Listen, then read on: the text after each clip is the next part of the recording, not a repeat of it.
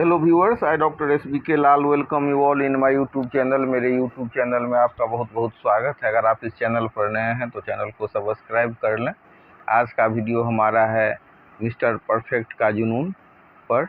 आज बहुत सारे आदमी चाहते हैं कि एकदम परफेक्शन में काम करें, उनका काम पूरा परफेक्ट हो, उनकी ज़िंदगी परफेक्ट हो, उनका लाइफ स्टाइल परफेक्ट हो, उनके पास धन संपत्ति इतना अमाउंट में हो जो लोग उनको कहें कि एकदम परफेक्ट धनी हैं। तो सारे के सारे चीज़ परफेक्ट करने का जुनून लोगों के माथा पर सवार हो गया है और प्रत्येक चीज़ पर वो प्रत्येक चीज़ को नियंत्रित करने की कोशिश करते हैं। लेकिन कई बार हालात बेकाबू हो जाता है, नियंत्रण लोग खो देते हैं, स्थिति पकड़ से बाहर हो जाती है और फिर आता है एक तनाव। तो इसी पर ये वीडियो है, जो उम्मीद कर रहे हैं कि आप वीडियो को पूरा देखें और ये आपको एक प्रेरणा देगी, एक जीवन का एक मैसेज देगा। सबसे पहले हम एक कहानी से शुरू करते हैं कि चीन देश के राजा को एक बाग लगाना था। तो उनको जब बाग लगाना था तो उन्होंने पता किया कि इस देश में सबसे अच्छा बागवान कौन है, ऐसा हॉर्टिकल्चरिस्ट कौन है। तो इसके लिए उनको पता लगा कि एक फ़कीर है, जैन फ़कीर है। जैन क्या होता है, तो बौद्ध धर्म का ही एक स्कूल होता है जैन। तो जैन फ़कीर था जो बहुत बड़ा हॉर्टिकल्चरिस्ट था, जिसको बागवानी का बहुत ही ज्ञान था। तो राजा ने उसको संवाद भिजवाया कि आइए, हमको एक बाग लगाना है, आपके निर्देशन पर, आपके गाइड पर हमको बाग लगाना है, आप आइए गाइड कीजिए। और हमारे जो एम्प्लाई हैं, हमारे जो वर्कर हैं, हमारे जो लेबर हैं, वो सारा काम करेंगे। आपके निर्देशन में हमारे दरबारी उनको निर्देश देंगे और इस तरह से हमारा बाग बन जाएगा। तो उन्होंने कहा कि नहीं, मैं तो जो फ़कीर हूँ, हमको इस सब से अब क्या काम। लेकिन उनको जब राजा का बहुत अनुनय विनय प्राप्त हुआ तो बाग के लिए जो सलाह देने के काम पर वो राजी हो गए। और जब उनको सलाहकार बनाया गया तो उन्होंने इस शर्त पर सलाहकार मतलब बहुत अच्छे बाग के लिए उनको रखा गया था। तो उन्होंने कहा कि हाँ, बाग लगाने के लिए तो मैं सलाह आपको दूंगा, लेकिन मेरे निर्देशानुसार बगीचा तैयार होना चाहिए, बाग लगाया जाए और 5 वर्ष तक मैं निर्देशन देता रहूँगा। 5 वर्ष के बाद मैं निरीक्षण के लिए आऊँगा। तो वो निर्देश देते रहे और उनके निर्देश पर बाग लगाया गया। एक एक पत्ता, एक एक क्यारी, एक एक ईंटा, एक एक मिट्टी, एक एक पंक्ति, एक एक फूल फल, सब उन्हीं के निर्देश पर जैसा जैसा वो फ़कीर महोदय कह रहे थे वैसा ही लगाया जा रहा था। फिर एक समय आया जब उनको निरीक्षण करना था। 5 साल का समय पूरा गया तो वो निरीक्षण के लिए आए और निरीक्षण के समय देखा गया कि उनके एक एक निर्देश का इतना तत्परतापूर्वक पालन किया गया था कि अब उनको मतलब कुछ उसमें कहने की कमी ही नहीं थी। एक एक पत्ता को जब खास करके जब निरीक्षण का समय था और 5 साल के तपस्या का मतलब वो प्रतिफल था ये बाग, तो एक एक पत्ता को बहुत बारीकी से धो दिया गया था, साफ सुथरा स्वच्छ। जब वो जैन फ़कीर जब आए इंस्पेक्शन के लिए, निरीक्षण के लिए, तो उन्होंने कहा कि इतनी तत्परता से इसको साफ किया गया है, इतनी तत्परता से इसको बनाया गया है कि कोई कमी नहीं होना भी एक कमी है। और फिर वो एक मुट्ठी धूल लेकर के ऐसे उसको छिड़क दिया कि पत्ता पर कुछ तो प्रकृति का भी ये होना चाहिए। ये इतना इसको मानवीय क्रियाकलाप से ओतप्रोत और इतना ज़्यादा इंस्ट्रक्शन का पालन किया गया है कि प्रकृति को इसमें कुछ दिखाने का मौका ही नहीं मिल रहा है। आप सोचिए कि अगर मतलब बाग हो और उसमें कुछ धूल कण नहीं हो, पत्ता पर कुछ ये नहीं हो, कुछ ओस की बूंदे नहीं हो। तो उन्होंने कहा कि इसमें आदमी के क्रियाकलापों को तो बहुत अच्छा से समाहित किया गया है, लेकिन प्रकृति को कुछ दिखाने का मौका नहीं मिला है। और इस पर उन्होंने एक मुट्ठी धूल लेकर के छिड़क दिया। अब समाज में बहुत सारे ऐसे भी व्यक्ति होते हैं जो मतलब थोड़ा सा ज्ञान मिला, थोड़ी सी सीख मिली, थोड़ा सा नॉलेज मिला और अपने आप को बहुत ज़्यादा ये समझने लगते हैं और उसी में चाहते हैं कि उनके पास सारा चीज़ एकदम परफेक्ट हो, परफेक्ट नौकरी हो, परफेक्ट बीवी हो, परफेक्ट गाड़ी हो, प्रत्येक योजना को परफेक्ट रूप में बनाएं प्रत्येक चीज़ पर नियंत्रण करने की कोशिश करते हैं, लेकिन जब हालात बेकाबू हो जाता है और मतलब वो नियंत्रण खो देते हैं, स्थिति पकड़ से बाहर हो जाती है, तो बिना मतलब तनाव के शिकार हो जाते हैं।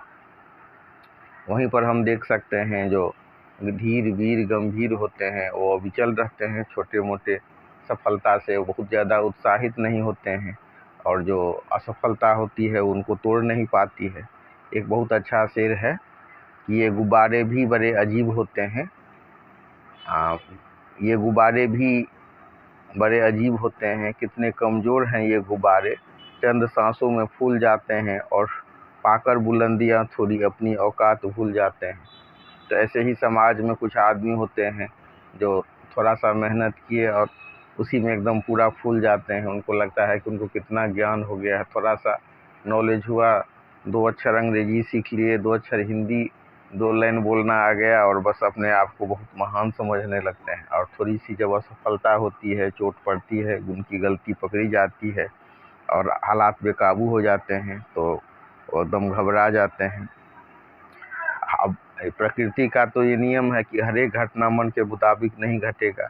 ऐसा जब होता है कि घटना उनके मन के मुताबिक नहीं घटती है तो खुद को कोसने लगते हैं, हर समय बेचैन रहने लगते हैं, मौका बर्बाद करने का पश्चाताप होता है, तो कभी अपने आप को खुद को हारा हुआ और बेचारा समझते हैं।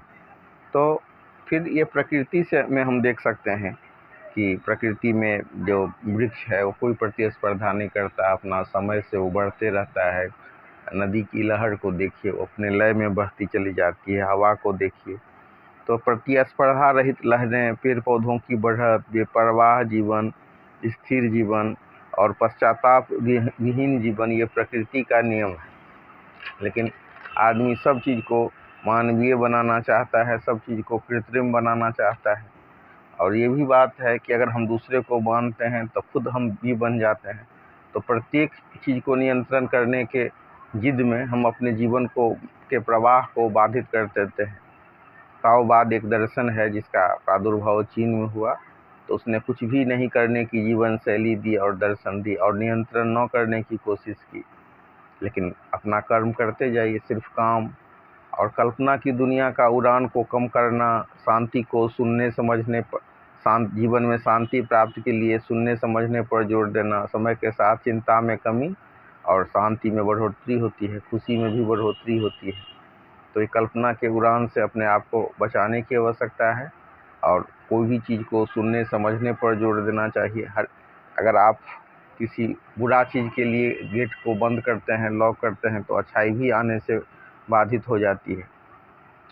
तो महत्वपूर्ण है शांति के प्राप्ति हेतु सुनने समझने पर जोर देना चाहिए। समय के साथ साथ आप देखेंगे कि कितना भी चिंता है, समय भी उसका इलाज कर देता है और समय के साथ साथ चिंता में कमी आ जाती है। फिर जब हम धैर्य का परिचय देते हैं तो शांति में बढ़ोतरी होती है, खुशी में बढ़ोतरी होती है। तो सबसे इम्पोर्टेंट है कि जीवन के प्रवाह को महसूस किया जाए। जीवन का क्या प्रवाह है, प्रवाह के साथ साथ बहना, या मतलब जब हम उसके साथ साथ बहते हैं तो कई बार हम अनावश्यक अपनी ऊर्जा को नहीं समाप्त कर रहे होते हैं, और अगर हम जीवन के प्रवाह को विरोध करते हैं तो फिर कई चीज़ ऐसा हो जाता है जब हम फिर प्रभावित होते हैं। और यह भी उल्लेखनीय है, ये कोई अकर्मण्यता नहीं है, कोई नकारापन नहीं है, कोई काहिलपनी नहीं है। कभी चलना, कभी रुकना, कभी अपने आप को संगठित करना, चीज़ों के पीछे भाग दौड़ जो होती है उसको छोड़ देना, फिर खुद पर दूसरे पर बिना जोर दिए, बिना जोर डाले भी व्यक्ति अपने लक्ष्य के प्रति आगे बढ़ सकता है। बहुत आगे की सोचना बंद करके अनिश्चितता को स्वीकार करना। अब हम देख रहे हैं इससे हमको बहुत मदद मिलती है, और ख़ास करके तनाव को घटाने में तो ये बहुत ही मददगार होता है। गीता दर्शन में भी तो यही है, भगवान कहते हैं कि कर्म किए जा, फल की चिंता मत करना इंसान। भगवान ने कृष्ण को जब लड़ने के लिए कहा तो उन्होंने ये नहीं कहा कि तुम जीत ही जाओगे, उन्होंने कहा कि अर्जुन, क्षत्रिय का धर्म है युद्ध करना, युद्ध करो। अगर युद्ध में तुम विजयी हुए तो तुमको जो पृथ्वी का राज्य भोगोगे, और अगर तुम पराजित हुए, मारे, तो इसका मतलब हुआ कि तुम वीर गति को प्राप्त करोगे। और वीर गति को जब प्राप्त करोगे तो जो योगियों को भी जो दुर्लभ लोक है वो तुमको प्राप्त होगी। तो हे अर्जुन, तुम युद्ध करो। तो गीता में भगवान ने ये नहीं कहा कि तुम युद्ध करो और तुम अवश्य विजयी होगे। तो यहाँ पर भी कोई परफेक्ट की बात नहीं है। और उन्होंने, भगवान ने कहा कि तुम निमित्त मात्र हो, तुम युद्ध करो या नहीं करो, जो जिनका समय आ गया है वो मृत्यु को प्राप्त होंगे। और अगर तुम युद्ध करते हो तो युद्ध में तुम यश के भागी बनो, विजयी। और तुम मतलब ये क्या होगा ये समय पर छोड़ दो। और भक्ति मार्ग का तो ये सूत्र है कि जो सब चीज़ भगवान को सौंप देना चाहिए, विजय भी, पराजय भी, यश भी और अपयश भी। और इस तरह से काम करते हुए हम बेमतलब के होड़ और हड़बड़ी से बच जाते हैं। और फिर अगर जीत हुआ तो उसका अपना मज़ा है, और हार है तो उसका भी मज़ा है। तो आप, ये एक बहुत आदर्श स्थिति होती है। कोई बहुत बड़े जब फिलोसफर होते हैं, कोई बहुत बड़े जो क्रांतिकारी होते हैं, या कोई बहुत बड़े योगी होते हैं, तो उनको न जय का हर्ष होता है, न पराजय का विस्मय होता है, और आगे बढ़ते चले जाते हैं। यही है जीवन का